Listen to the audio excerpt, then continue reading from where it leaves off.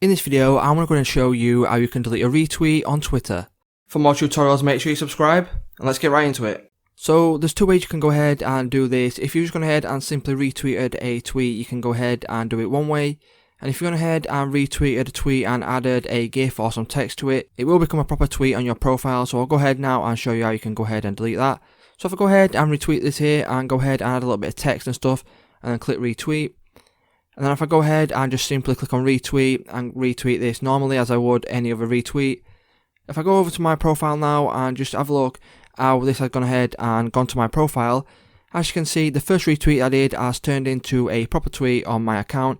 And on the second tweet, as you can see, the retweet little button there has lit up. So if you want to go ahead and remove that from your account, all you would simply do is click on the retweet button and click undo retweet.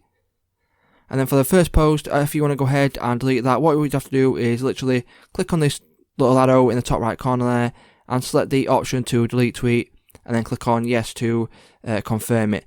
And as you can see, it has now been deleted from my account. So it's just that simple, guys. If this video did help you out, please don't leave a like, comment, subscribe to the channel, and I'll see you in the next one.